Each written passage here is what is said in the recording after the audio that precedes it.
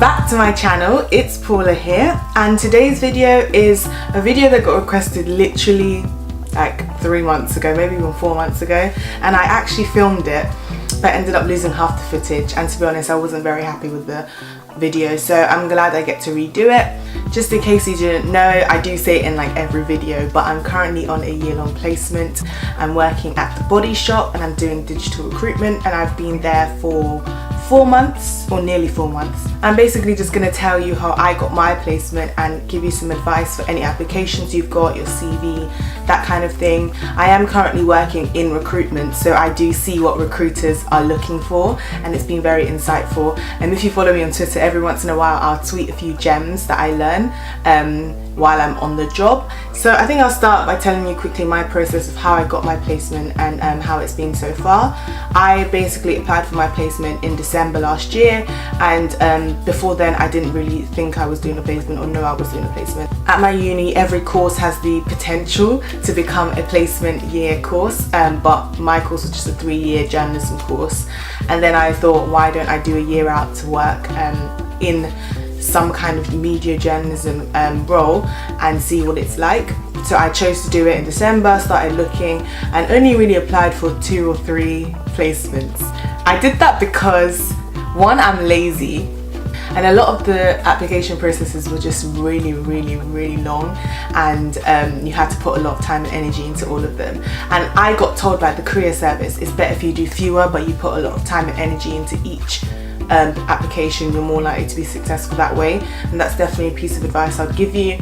Employers can tell if you've rushed an application and like you won't get it, but if you actually spend time on each application you do and definitely research and like plan what you're trying to say and do, it goes a lot better. I applied for L'Oreal for a digital media marketing role.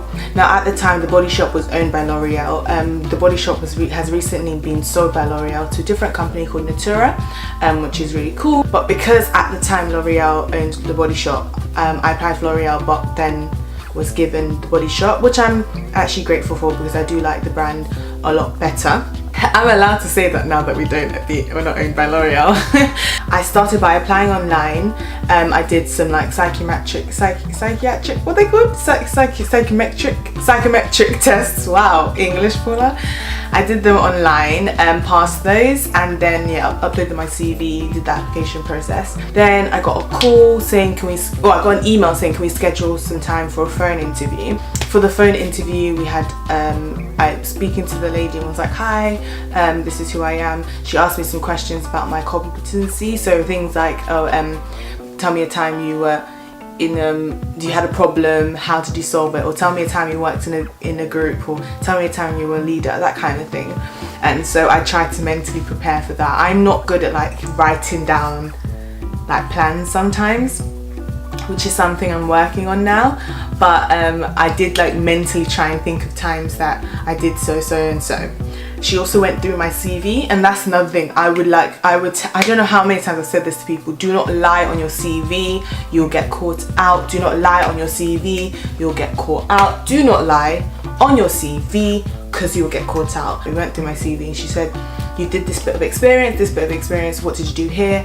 And if I had lied, girl, boy, do you think I would have got this job? I'm really like bad at talking about what I'm good at, so sometimes she'd be like, oh, that's really cool you've done that, and I'd be like, yeah, it's alright, really, yeah, it's good, it's alright, yeah. Like, you need to be able to be like, I'm really great, like, hire me, but you also need to balance that, because you can't come across as like arrogant or like, yeah, I'm better than everyone kind of thing, because you're obviously not. And you also need to make it obvious that you are willing to learn, because they want to hire people that will actually learn that year that they're doing their internship or placement. They don't want people that are the finished product, and that's actually a lot better, because I think a lot of us kind of think, oh, these companies want someone who's perfect, who knows exactly what they're doing, who's just yes, and that's not us. A lot of these companies are actually looking for someone who can grow and develop, who can be an asset to the company, yes, but who can actually learn and soak from different departments and then give back everything they learn. So do not think you have to be perfect already, or like amazingly skilled, because that's the point of this year. At the same time, be willing to say what skills you already have and do not downgrade them, because then you come across as underexperienced, and they don't want an underexperienced person. They want someone who knows what they're doing, even though they may not be perfect or they may not have done it a lot of times. So definitely talk about the skills you have, talk about the skills you got from every single thing you've done. If it's just babysitting, if it's just, oh, I was part of this society, I was leader here, I did this in my church, this and that, you better squeeze and milk that, girl. Listen, before I started applying for jobs and doing different schemes and placements, I had nothing on my CV. I had nothing because I hadn't done anything. I was young, I had not done anything.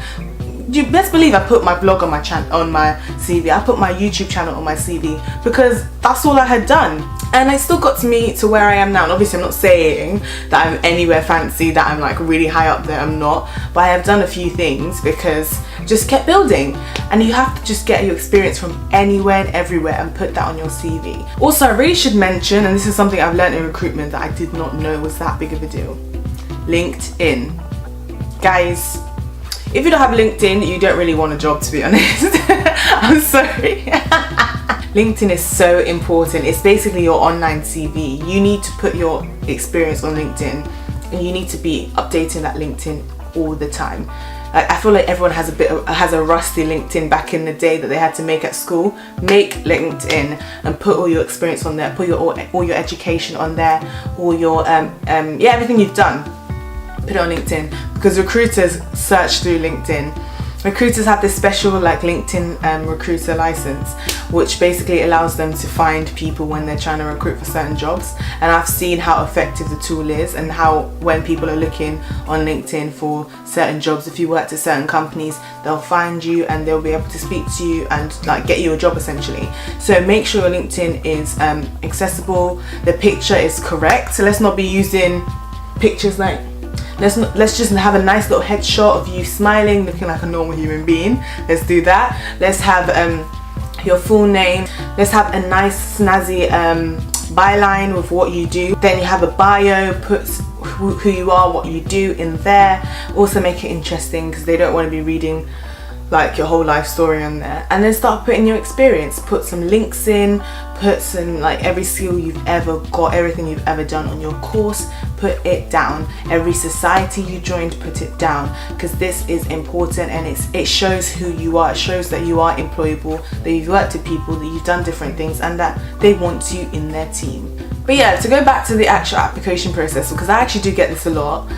It's interesting that I'm finally doing this video, because there's a girl who DM'd me on Twitter and actually followed me on LinkedIn, and she wanted to apply to the Body Shop for a placement. And it was very interesting because she was asking me about my application process.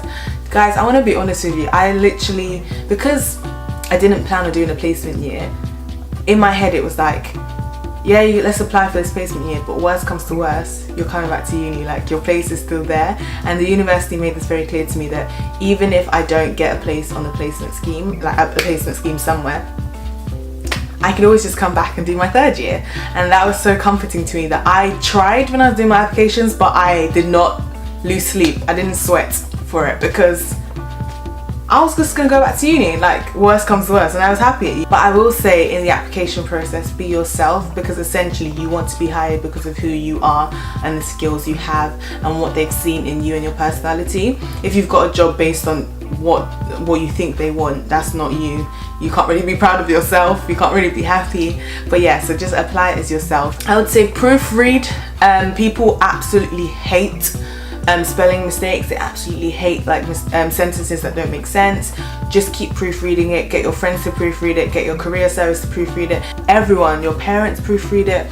You want to be employed, and people do not hire illiterate people, I'm sorry to say. I will say, make sure you research the company that you want to apply to for a placement year. There are a lot of companies out there, there are a lot of placement years out there, but not all of them are for you. Sometimes you'll just apply for one for the sake of wanting a placement, end up with a company that you do not want to work with, and that is not a good thing. Like, you will not enjoy your year. The whole point of placement years is just to get to know yourself better, to experience the working world, and to see if the industry that you're in is what you actually want to do. If you spend the whole year hating it, it kind of defeats the purpose of what you've done. So make sure you do look into companies. Company culture is so important.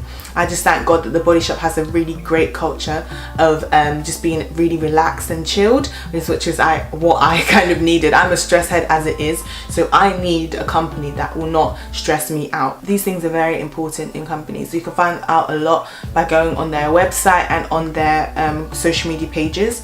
If you're on their social media pages and you cannot find enough about a company, you should be very wary about joining them.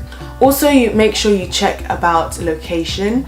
This was my biggest mistake of life, okay? I was just excited at the fact that I had done a telephone interview, and they usually say, oh, we'll call you back in 3 to 5 days to tell you if you've got it. On the spot, my G was like, you got the job. And shout out to Erin, who I now closely work with. The office is here. Where do you live? Can you get here? Me, I didn't even look at Google Maps. I was like, it's in London, I live in London, that's fine, I can do it. Why, please, does it take me 2 hours to get to work and 2 hours to get back? I did not think about it. Like, obviously I'm managing now, it's been 4 months, I've kind of had to manage, but I think I definitely made a mistake in terms of I did not look at location, and I would definitely advise you look at location. If it's in a different city from you, are you going to move to that city? Do you have family you can stay with in that city? Is that an expensive city to live in? London is an expensive city to live in, I'll tell you that. That's why I'm living at home. You really need to think about these things because they become so important, and they really do sometimes sway how much you enjoy your year. I also got a comment on one of my videos asking me to talk about like my placement year.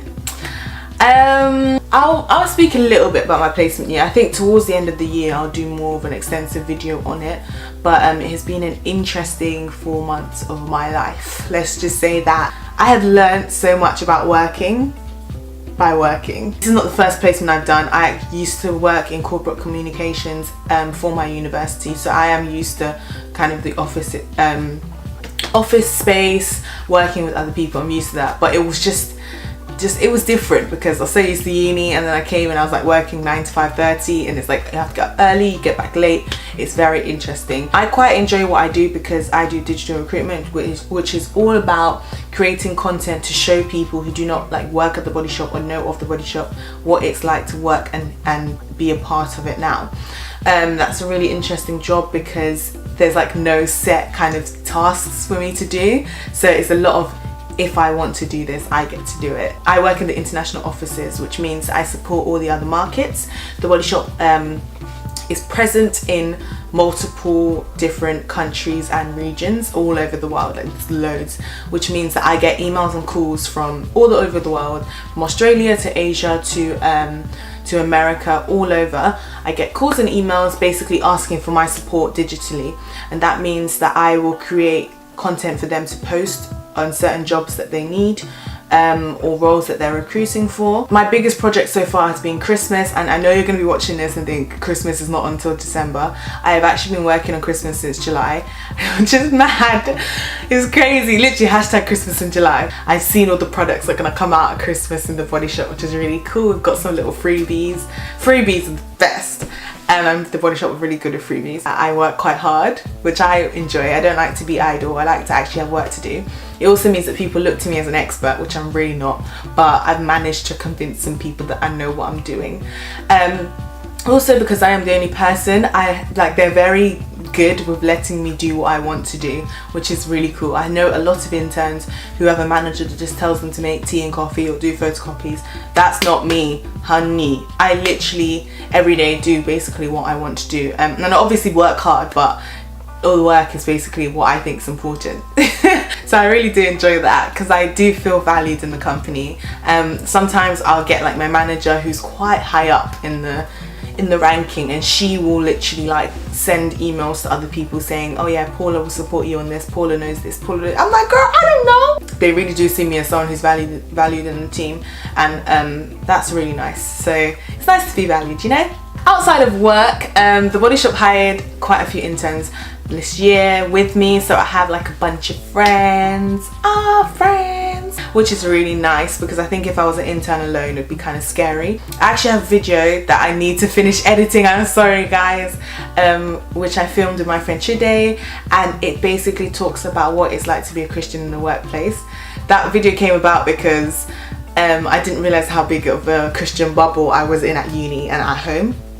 When I'm at work, it really, like, I really noticed that I'm a Christian, and I really noticed that I'm a Christian in a place that's a very secular, non-Christian place. It's very, very hard. Like, I think on a daily I'm just like, oh God, I need a Christian friend. Like, I just can't do this. If I didn't like regularly commune with God, I don't know how I would do it, because there's always someone who has something to say, or like every day, oh, let's go for drinks. Come on, guys, go home. Like, God is good. Like, I really thank God, because this placement year has been really hard so far. I think one thing that I don't really want to talk too much about is this placement year has just caused a lot of stress for me, and I just thank God that He is with me and He has kept me going, because I think I would have given up if I didn't have God. Like, there was just moments I was like, is this even worth it? Like, I don't want to do this anymore. And I think everyone gets to that stage. I don't want anyone to ever see me on social media and see me on YouTube and think, rah, this girl has got it together, because I really don't. I don't know what's happening half the time.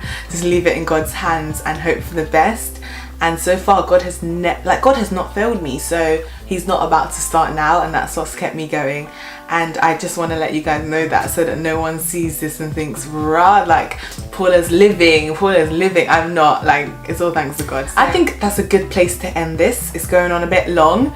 Thank you guys so much for watching this video. I hope it's helped you with your application processes for your placement year, internship, apprenticeship, whatever you're doing. I hope it goes well for you guys. Like, I know it's a tough time, but you will get through it, and you will find a placement that you want to do and that you will love. If you've enjoyed this video, please leave a like rating, comment down below, share this video, and subscribe to my channel. If you have any more questions, feel free to put them in the comments down below, or tweet me, Instagram me, like DM me on Instagram or on Twitter. I have a Facebook page which is also in the description box. You can message me on there. Basically, just contact me and I will try my bestest and hardest to get back to you with what to do, if I can. If I can't, I'll tell you I can't. But yeah, thank you guys for watching, and I'll see you guys in the next video. Make sure you turn the notification bell on so that you know when my next video is. And yeah, I'll see you guys later. Bye.